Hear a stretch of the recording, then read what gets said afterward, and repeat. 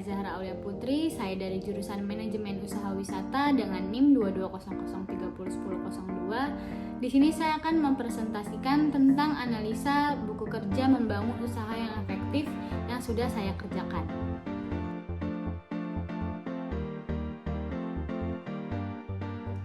Area fungsi bisnis yang saya pilih di sini yaitu food and beverage, keripik pisang. Langkah-langkah yang pertama, diidentifikasi tipe-tipe ide dan konsep peluang berdasarkan konteks bisnis. 1.1 tipe ide-ide diidentifikasi berdasarkan solusi-solusi yang ditawarkan. Di sini saya memilih menyelesaikan masalah. 1.2 konsep peluang dan aspek esensial atau prinsip-prinsip peluang diidentifikasi berdasarkan menarik peluang bisnis. Di sini saya memilih untuk konsep peluang keunggulan. Dan juga aspek esensial atau prinsip peluang dapat mencakupi, saya memilihnya tahan lama. 2. Mengidentifikasi peluang berdasarkan pendekatan wirausaha. 2.1 tren diamati untuk mengidentifikasi gap peluang bisnis dan ide-ide baru.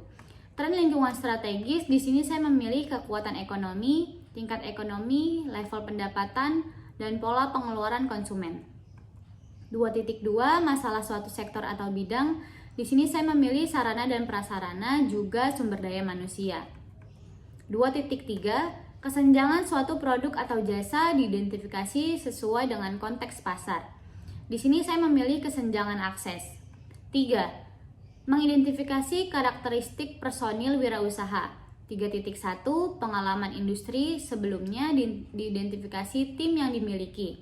Pengalaman industri yang memberi keuntungan, di sini saya memilih produktivitas, pengalaman mengatasi masalah, dan memiliki jejaring yang lebih luas. 3.2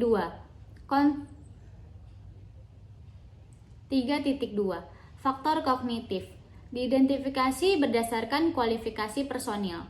Faktornya saya memilih kewaspadaan terhadap suatu masalah. 3.3 jaringan sosial diidentifikasi berdasarkan pengalaman dalam jejaring sosial, memilih untuk hubungan yang kuat. 3.4 langkah-langkah kreativitas diidentifikasi untuk membangun ide-ide baru atau yang lebih bermanfaat. Di sini saya memilih persiapan, wawasan, evaluasi, dan elaborasi. 4. Membangun ide-ide bisnis. 4.1 praktek brainstorming dikembangkan sesuai dengan aturan sesi.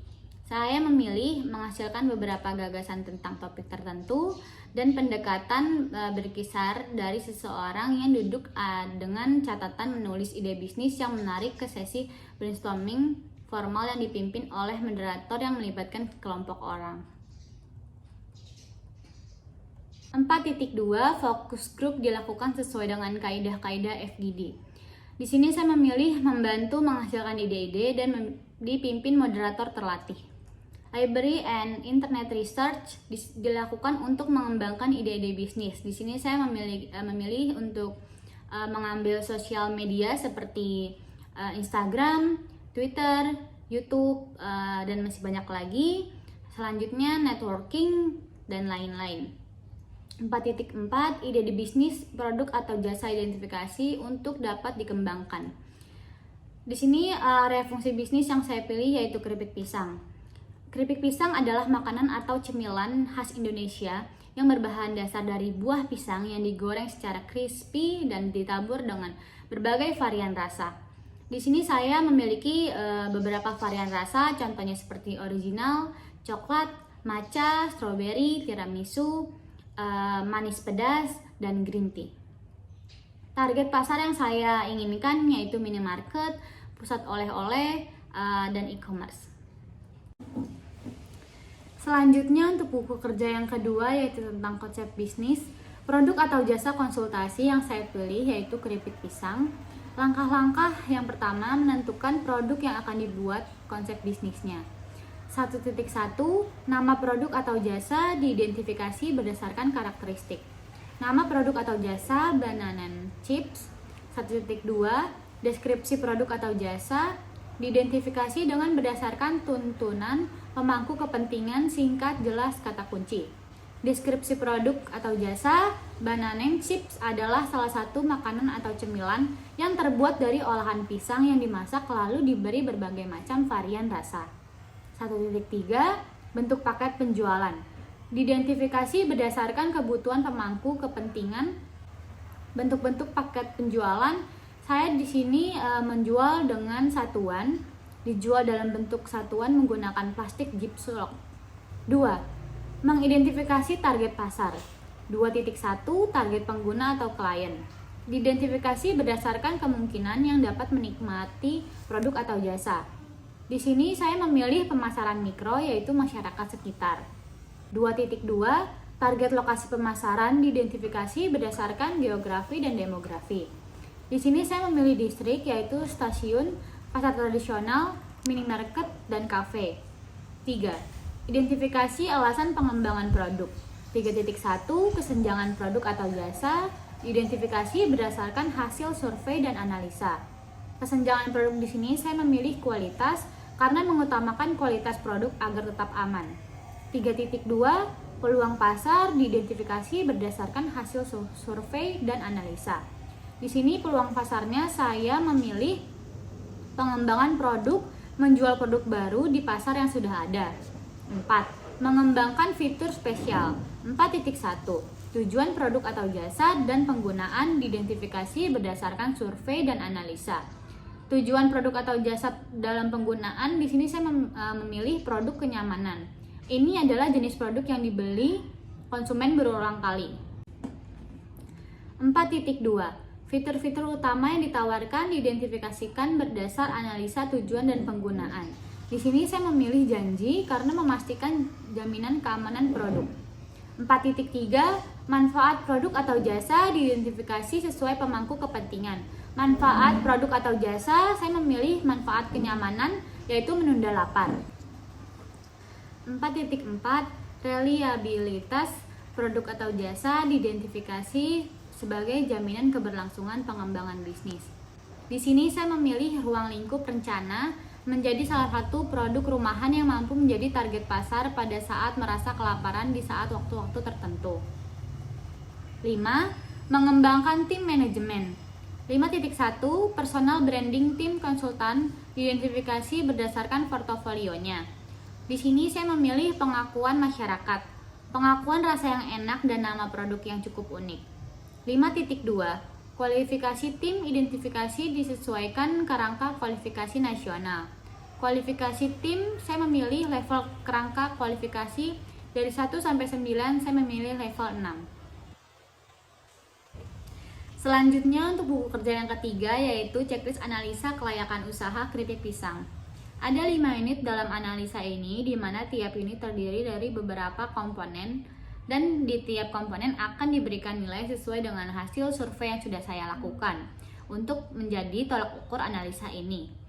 Penilaian terdiri dari 3 kategori, yaitu yang pertama potensi rendah dengan nilai -1, selanjutnya potensi sedang dengan nilai 0, dan potensi tinggi dengan nilai 1. Nantinya tiap nilai akan dijumlahkan lalu dicari rata-rata per unitnya. 1.1 Tingkat diinginkan pasar terhadap produk atau jasa. Yang pertama, mengambil keuntungan dari tren lingkungan. Di sini saya memilih potensi tinggi dengan nilai 1. Kedua, menyelesaikan masalah. Di sini saya memilih potensi sedang dengan nilai 0. Ketiga, mengatasi kesenjangan yang tidak terisi di pasar. Di sini saya memilih potensi sedang dengan nilai 0. Ketepatan waktu masuk ke pasar. Di sini saya memilih potensi tinggi dengan nilai 1. Kelima, luasnya gagasan menambah nilai bagi pembeli atau pengguna akhir. Di sini saya memilih potensi tinggi dengan nilai 1. Selanjutnya, sejauh mana pelanggan puas dengan produk pesaing yang sudah tersedia. Di sini saya memilih potensi tinggi dengan nilai 1.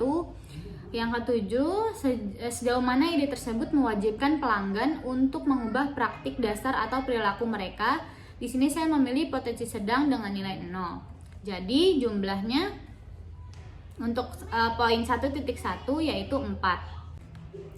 1.2 Permintaan produk atau jasa disurvei langsung atau online. Yang pertama, seberapa besar kemungkinan pasar akan membeli produk atau layanan yang ditawarkan.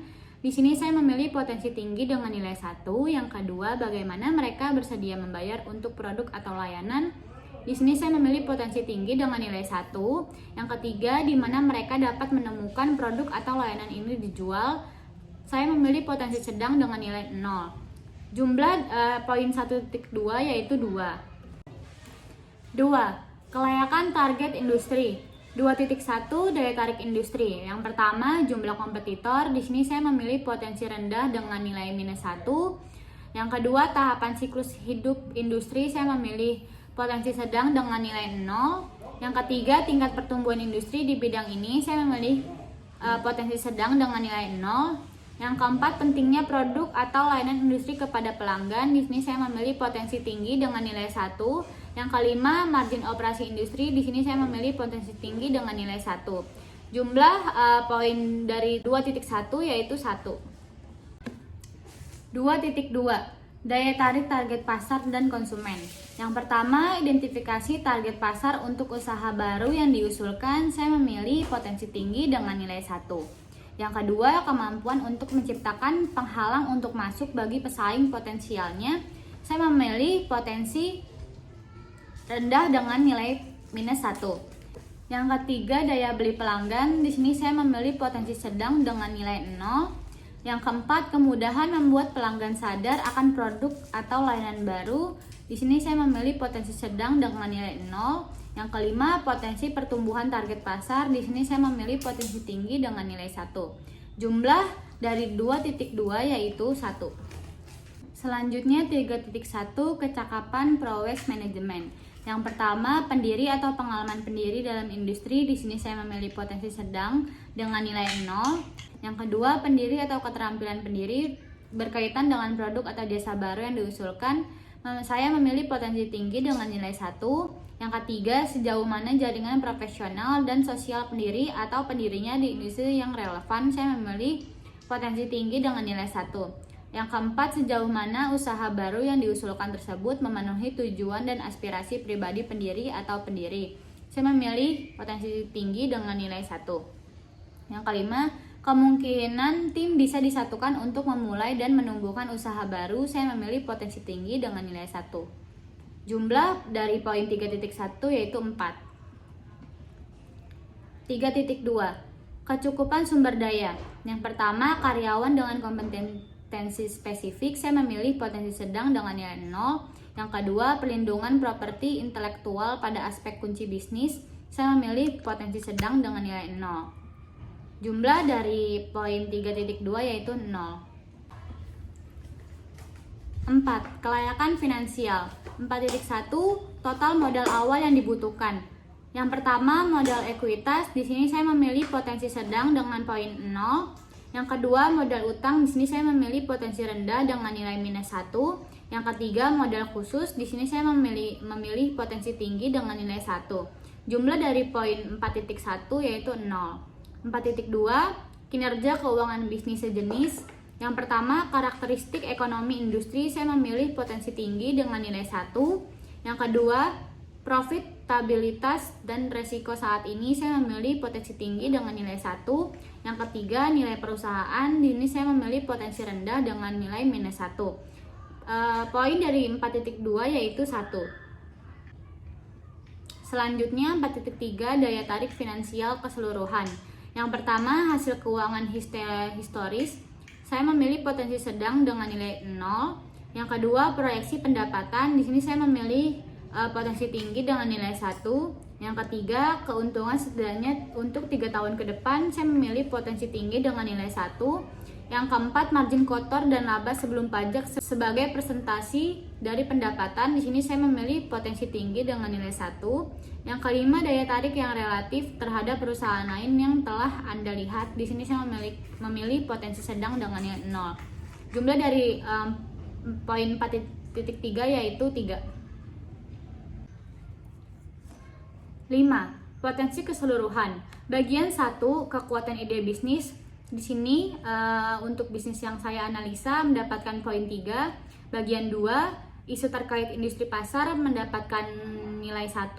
Yang ketiga, kelayakan organisasi mendapatkan nilai 2. Yang keempat, mendapatkan nilai 1,3. Dapat didefinisikan untuk keseluruhan penilaian yaitu 1,8 potensi layak.